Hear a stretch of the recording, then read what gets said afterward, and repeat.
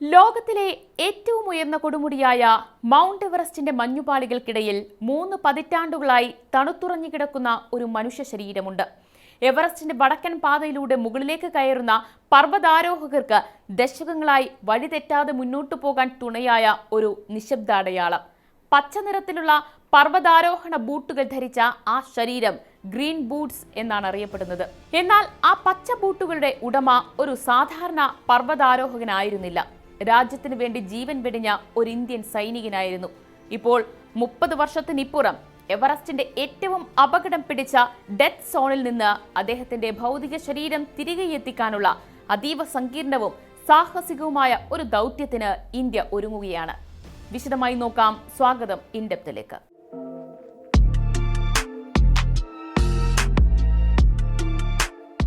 പർവ്വതാരോഹകർക്ക് തങ്ങൾ ലക്ഷ്യസ്ഥാനത്തേക്ക് അടുക്കുകയാണെന്ന് മനസ്സിലാക്കി കൊടുക്കുന്ന ഒരു ലാൻഡ്മാർക്കായി ഈ ശരീരം മാറിയിരുന്നു.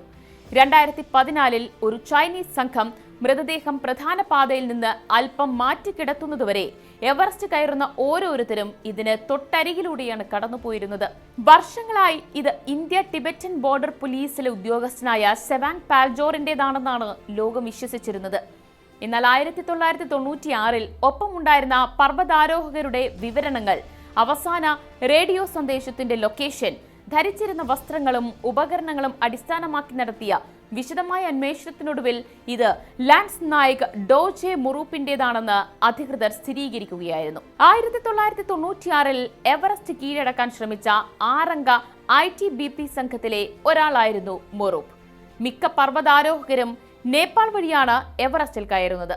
എന്നാൽ ചൈനീസ് ഭാഗത്തുള്ള അതീവ അപകടകരമായ പാതയിലൂടെ എവറസ്റ്റ് കീഴടക്കുക എന്നതായിരുന്നു ഇവരുടെ ലക്ഷ്യം.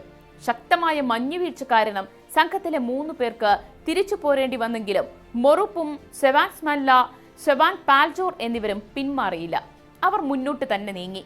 ഒടുവിൽ 8849 മീറ്റർ ഉയരമുള്ള എവറസ്റ്റ് കൊടുമുടി കീഴടക്കി. എന്നാൽ 1996 മെയ് 10 തിരിച്ചിറങ്ങുമ്പോൾ വീശിയടിച്ച അതിശക്തമായ ഹിമക്കാറ്റിൽപ്പെട്ട് 3 പേരും മരണപ്പെട്ടു.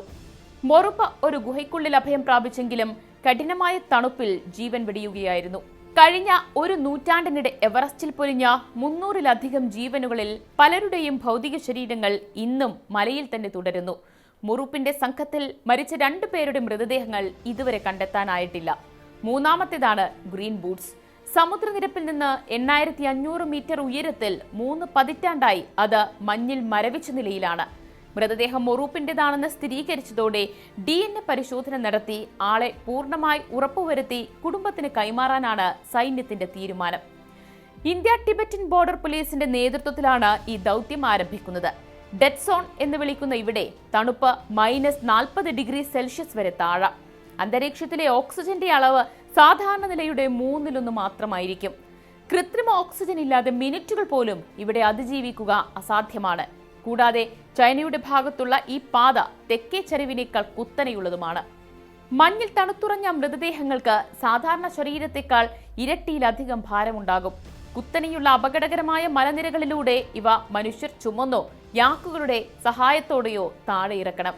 താഴ്ന്ന പ്രദേശങ്ങളിലേക്ക് എത്തിക്കുമ്പോൾ മഞ്ഞുരുകി ശരീരം അഴുകാനും സാധ്യതയുണ്ട്. ഏറ്റവും ലളിതമായ ഒരു രക്ഷാപ്രവർത്തനത്തിന് പോലും $40,000 മുതൽ $80,000 വരെ, ഏകദേശം 33 ലക്ഷം മുതൽ 66 ലക്ഷം രൂപ വരെ ചെലവ് വരും.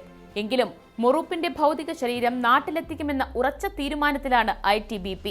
സെപ്റ്റംബറോടെ ഇത് പൂർത്തിയാക്കാനാണ് സൈന്യത്തിന്റെ നീക്കം. മൃതദേഹം നേരിട്ട് കണ്ടിട്ടില്ലാത്തതിനാൽ തന്റെ ഭർത്താവ് തിരികെ വരുമെന്ന പ്രത്യാശയിൽ ഇന്നും കഴിയുകയാണ് മൊറൂപ്പിന്റെ ഭാര്യ 75-കാരിയായ കൊഞ്ചുക് യാങ്സ്കിറ്റിൻ.